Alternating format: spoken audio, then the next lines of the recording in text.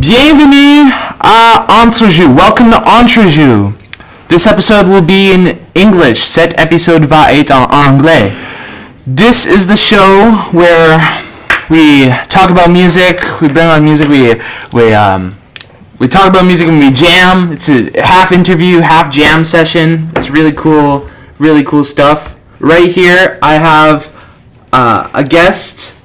She is Jobi Nichol. Now, she used to teach me singing and piano. That didn't end up working out, unfortunately. I think partially because of the pandemic. Was that it? Yeah, I had to close down my studio during the pandemic, and then I just never really got reopened. I moved on to other things. And I don't think I was ready for singing yet when I tried that out. Well, it's never too late to start whenever you are ready.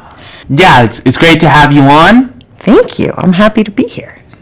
So for everyone out there, can you explain a bit about yourself and who you are? Okay, so I guess from a musical perspective, obviously, hey? Yeah.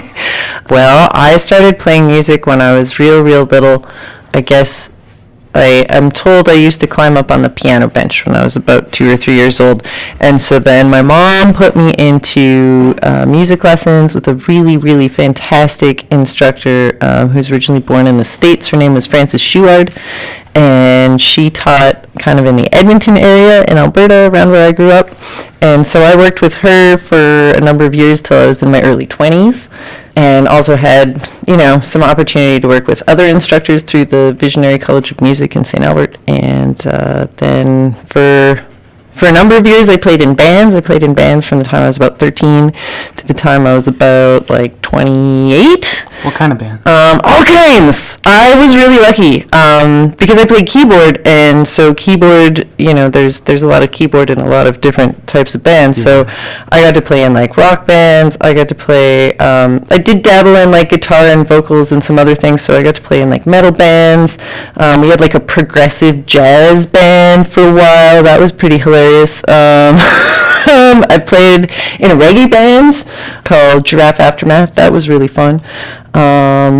Bluegrass, folk, country, alternative. I've done, more classical stuff. All kinds. I just love playing different types of music. Yeah. I love listening to all sorts of music. Exactly. Yeah. It's all good. It's not about the genre. It's about how it makes you feel. How are you? How am I? Yeah. Not bad. Not bad. Yeah. Why do you ask? Do I look like I'm not okay? No. I am a little nervous. It's on the paper here. It's on the paper. Oh, okay. Well, for posterity's sake, how am I? I am well. How are you? I'm doing fine. Good. Good.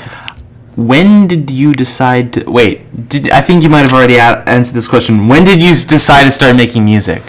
Yeah, I didn't really decide consciously. Yeah, I just did. Right. What inspires you to make music? So many things. Music is kind of part of how I see and experience the world.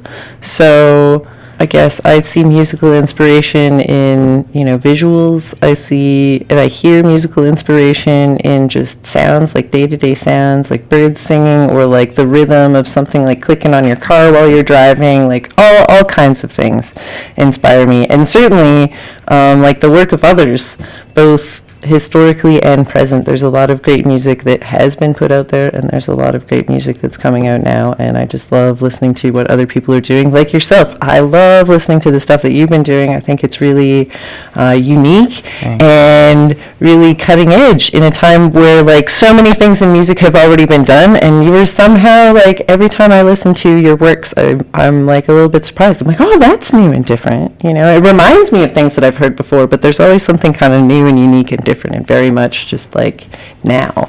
So yeah, thanks so much. I think you'll like my next record I'm working on. Excellent. Is there a planned release for that, or are you just in the project stages now? I've completed a lot of songs for it, but it'll take a while to make, right? It always does. The good ones always do. I I don't know if I should discuss it since I've discussed it every episode of this show. Okay. Well, and I don't know if you've heard, sometimes when you're working on something creative, there's some people who say, like, you kind of got to keep it quiet, not talk about it too much, otherwise it'll start to mess with your creativity. It's like an egg, you know how an egg's got a shell around it? You got to keep a little shell around your creative project for a little while until it's ready to fly. What are some of those artists that inspired you?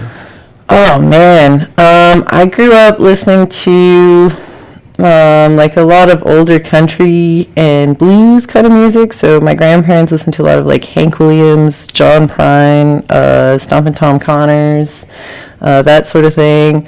My dad listened to a lot of like B.B. King, Buddy Guy, Johnny Winter, Lester Kitsaw, you know. No, I don't. You know, a lot of rock, you know, Black Sabbath, Jimi Hendrix, Hank Williams and Black Sabbath. Yeah. And so I think and then my mom listened to other stuff still. Like, I remember growing up, my parents had really different musical tastes. So there's like, you know, every time we were sitting down to like a nice family meal or whatever, it'd be like Van Morrison's Enlightenment, because that was one of the records that my parents both really liked, right? So I grew up listening to a lot of different things, and my mom's family is like very, very proudly Ukrainian. I think it was my mom's great-grandma was the first generation to come over, but they've kept the traditions alive, and so I grew up listening to a lot of traditional Ukrainian music too. So, yeah, I guess all kinds. Cool. Yeah. I have a Blind Melon shirt. Right? Heck yes. Yeah. Blind Melon was a really, really great band. Yeah. Especially Soup. Love that album. Mm-hmm. Great album. Classic. Yeah. In your opinion, what do you think is the most important thing for musicians? Listening. I think a lot of people get confused that participating in music is about playing. And I mean, yes, it is, but it's more about listening. Listen twice and play once. And that means not even just to the other musicians, but even when you're playing by yourself, just kind of tuning into the environment that you're playing in, tuning into the piece that you're playing in, and really just, you know, opening yourself and taking guidance and cues from, you know, the world around you, be that the song that you're playing or the musicians you're playing with, or, you know, the people you were playing for. I think it's just paying attention and listening is the most important part. That's how you become a really, really great musician, I think. And I hope to someday be a really great musician, so I work on my listening skills all the time. Yeah, listening is very important.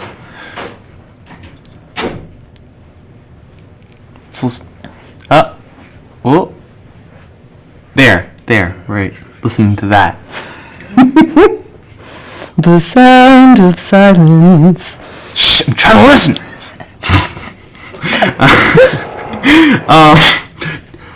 Do you have a favorite local musician? Oh man, I have lots of favorite local musicians. I think probably the most active local musician that's worthy of mention right now is Mr. Scott Richmond. He has a single that just came out, Lips to Lips. It's awesome. And I think one of the things that I love about Scott and his artistry is how it's about the community. It's about the collective. You know, it's not just about him. It's not just about the song. It's about, you know, the things and the people that sort of, you know, interacted to make it all happen, and, you know, the people that he's putting the music out for, and how it's going to affect them. And I think that's part of why I love working with him when I get an opportunity to, and listening to his music so much, is it's just like, it's so much, you know, about everything. It's not just about the individual. And I think that's really cool, because I think music is for everybody. Yeah, he's a great teacher, you know. I bet. He really cares about community, He like, does. and fostering, like, that talent, and finding that talent in all these local musicians and teaching them. He wants to help things grow. And I was surprised when I saw, you know, Zach and Hannah in the latest music video. Lips to Lips, right? It was so cool. Yeah. That made me so happy. I was like, huh? It's people I know. It's my friends. Look at them. They're in a video. That's so cool. Yeah.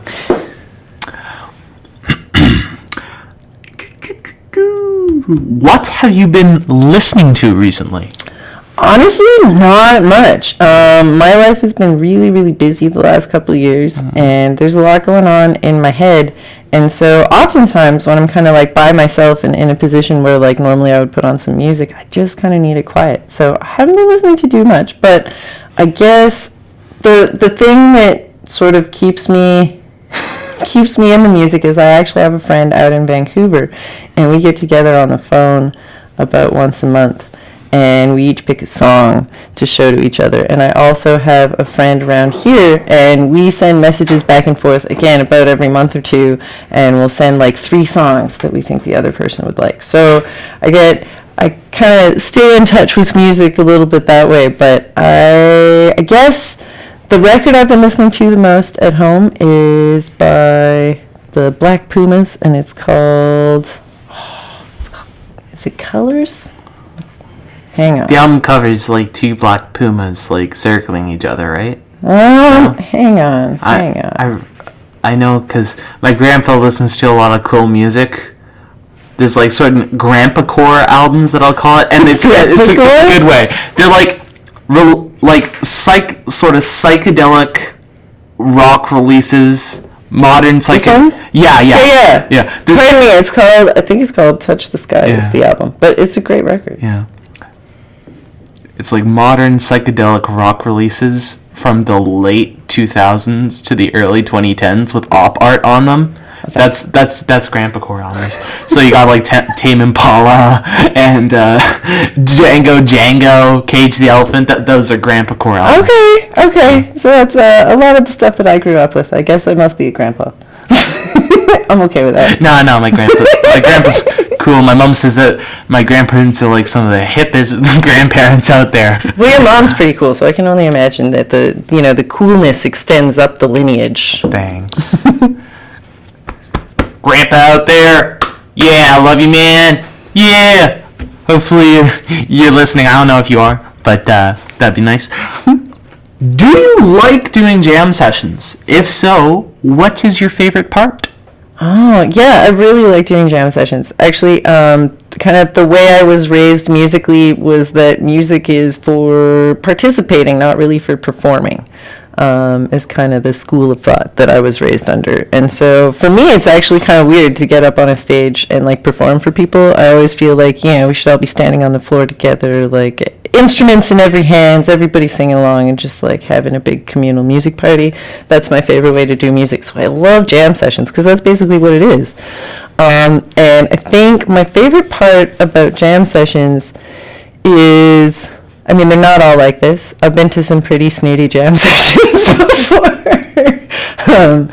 But a good jam session really is just there for everybody, and you get to see so much diversity in terms of like skill level, and you get to see different people's musical journeys and their different instruments, their different approaches to those instruments. And my favorite jam sessions have like some old timers who are like really, really, really good and kind of holding it down and showing everybody the ropes, and like some people who can play along, utility players, 3 chords and the truth, and then like some up and comers, some people who are, regardless of their age, just starting out and just learning their way around their instrument, just learning their way to sort of connect and play with other people. And to me, that's really exciting. You kind of, you get to see all aspects of music at the same time. And I think it's really beautiful. And that, real musicians, no matter how good you get, you're learning from the beginners just as much as you're learning from everybody else. And I think that's really cool. You think you're going to see the theater camp play this Friday? It's this Friday? Yeah, it's 7. Oh my goodness. It's 7? Yeah. There's gonna be a play from the Renaissance Gaiety Theater Camp at 7 this Friday, 7 p.m. À 19h. So go and see that if you can. Do you think you're gonna see it? Well, I am remiss. I've been so buried in the rest of my life. I was not even aware this was going on. Tell me more about this play. I barely know anything about. I just found out about it too, but You did too? Okay. I know it's about pirates. It's about. I know it's like a pirate play. I was in a pirate play once. That sounds really cool. It's hard to argue with pirates. Generally, anything involving pirates is usually pretty fun. I played like a swashbuckly good time. Yeah.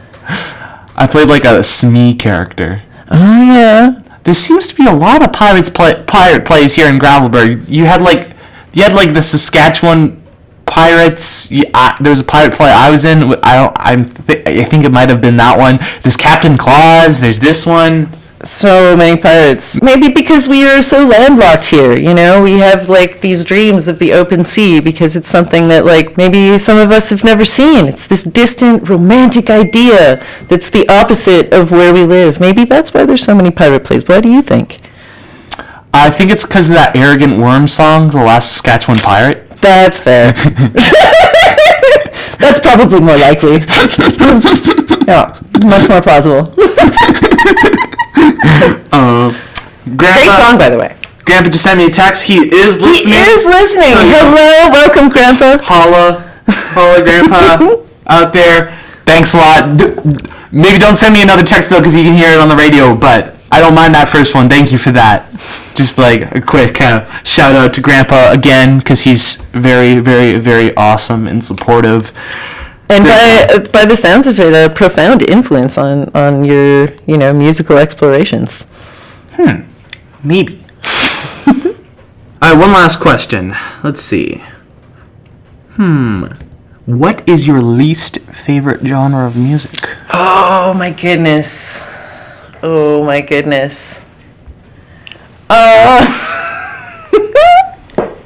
That's a hard one to answer, because as I said, I don't really see music in genres.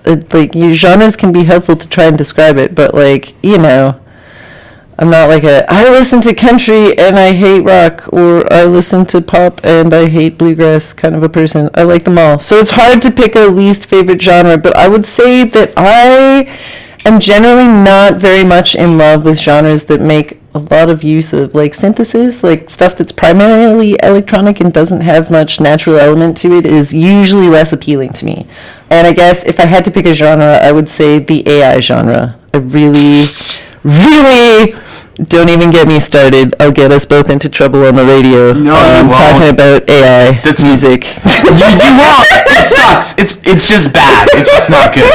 For a million different reasons. So many different reasons. Yes, there's no good reasons, really. Send a bunch of money to a bunch of dorks who are going to waste it and build giant buildings and stuff, and I just think it's really devoid of creativity. I guess if I had to sum it up, I think it's really sad. I remember when AI was really starting to get big a couple of years ago, and I had friends who were working in the music industry who were really struggling to get paid for their expertise and to contribute to projects. And there's not much support for music that's not done kind of on a big corporate level now. And you could get paid, I think, $50 an hour to train computers to do a job that you yourself as a human could not get paid for. And I had big problems with that. Ready to jam? Heck yes. Okay. I mean, I don't know how this is going to go. I don't think either of us have ever played. I mean, I've played that paint can bass before, but I've never played this little doohickey. Put the mic closer. To the doohickey? Yeah. Yeah, that's probably a good idea. We can trade. We can trade part way through if you want. Well, it's your dog and pony show, my friend. You call the shots here. Well, I want you to have some say in it too. All right. So do we want to talk about, because for the listeners, they can't see these weird shenanigans we're about to get into here. Do we want to talk a little bit about what we got going on here? I forgot that part. So tell us about this paint can bass that I have right here. Okay. So the paint can bass was given to me by an old hippie named Luke, who I used to know in Vancouver. He rode around on an electric bike that looked like a Harley Davidson, and he had a dog that was half coyote. Very interesting character. Listened to a lot of Perth County Conspiracy. That's a fun Ontario hippie band I highly recommend you check out. It's pretty out there. Send me a text. All right. And so, yeah, he had this thing kicking around, and he used to really I had a duo with a fiddle player out in Vancouver. We used to play on the street all the time. And he thought that we would like that for our little bluegrass duo. So that's where that came from. It's based on a gut bucket bass, which is kind of a traditional folk instrument, using a wash tub, and I believe traditionally a catgut string, and a broom handle, and you attach the string to the broom handle, and you put the broom handle in the bottom of the wash tub, and then you kind of move the handle of the broom to adjust the string tension and change the note. So I don't know if you want to demonstrate that right now. You can play the note, and then you can squish the handles together, which is how we do it on the paint can bass, and change the note. It's kind of fun. Give her a good squeeze there so the listeners at home can hear. There you go. Gulliver, if you're listening, if you don't end up behaving, this will be your good. I'm kidding. I love you, Gulliver. You're a great cat. Sometimes you're a bit of a jerk, though. I feel like that's just cats in general. No. Some are nicer than others. That's fair. Let's not generalize. I like both dogs and cats. So yeah, that's the paint can bass. The wash tub bass would be lower and boomier. I think you said you had a bass on the show in a previous episode. Yeah, but this is much different. Register. Yeah. And then this is an Appalachian dulcimer.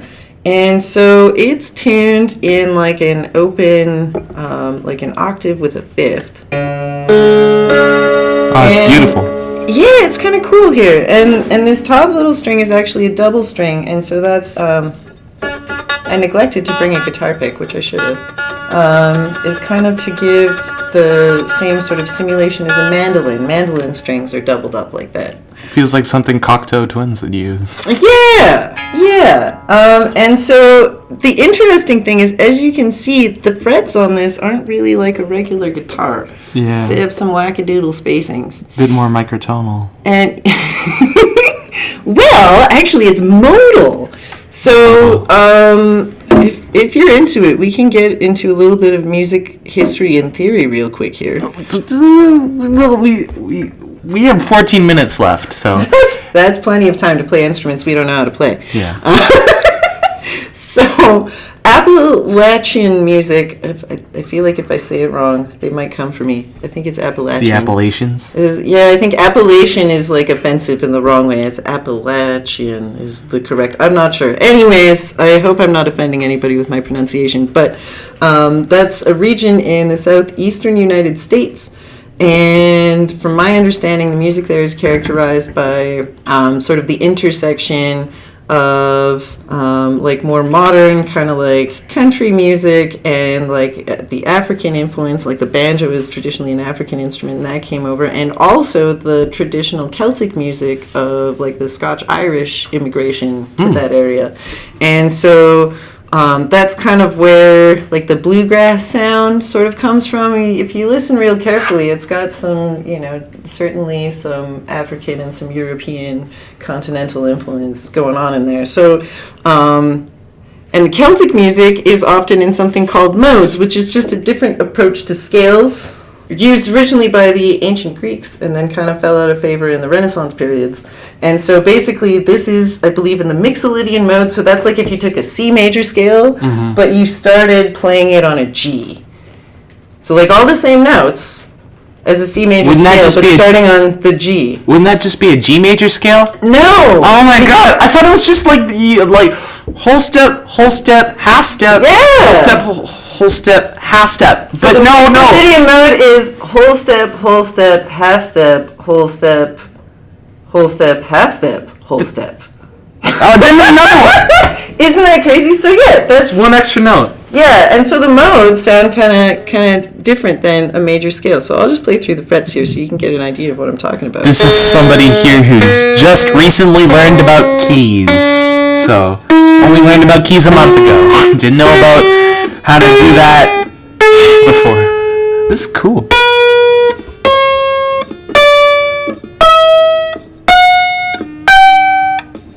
right? So not quite a major scale. Yeah. That's that interesting Mixolydian mode. So then you kind of Start.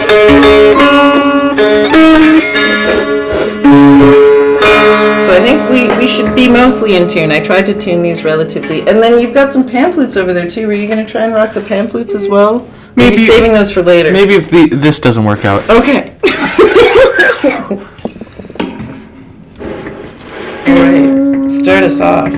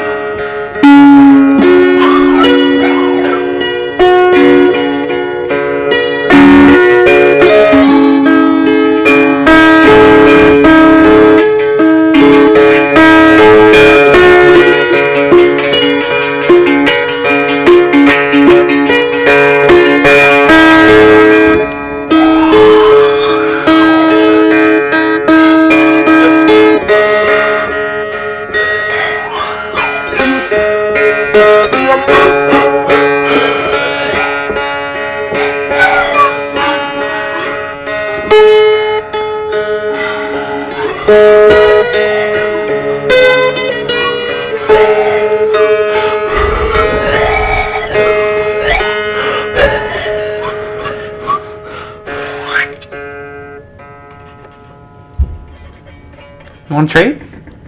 Sure. Okay. Let's hope I don't break this thing. Shouldn't be. They're pretty sturdy. Okay, so this, I was just learning about this quickly last night. 'Cause, as I said, it's amazing what you accumulate. Most of my instruments actually were gifted to me. I have tons of little instruments too. And there's this one too. So apparently these things, very complicated technical term, these are called noters. Noters. Because she used them to make the note on the fret. I was like, that's down home. So yeah, you can use the noter or you can use your finger. I guess the noter kind of operates a little bit like a slide. And so it's in open tuning, so you can either like bar across all of the strings at once or just one or two if you like. I may use my fingers.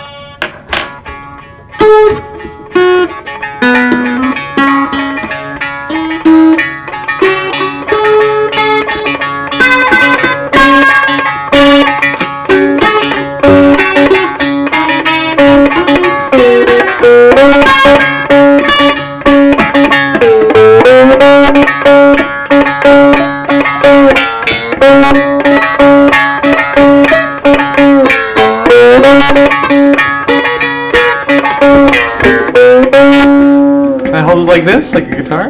Maybe? I think so.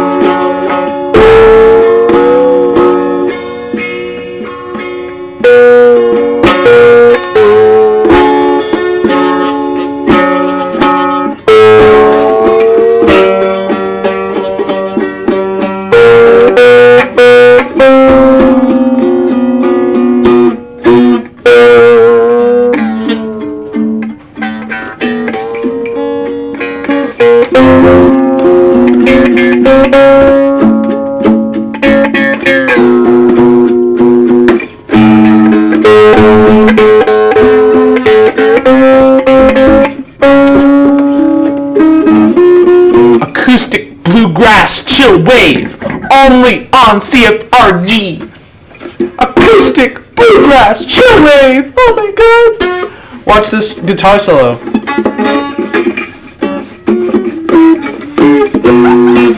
Your hands need to be at least 3 times bigger than that. You making fun of how big my hands are? No, I'm making fun of how big those frets are. Okay. Well, it was really great having you on the show. It was very much fun to be here. Thanks for inviting me. It's supposed to be a nice fun show. Like you're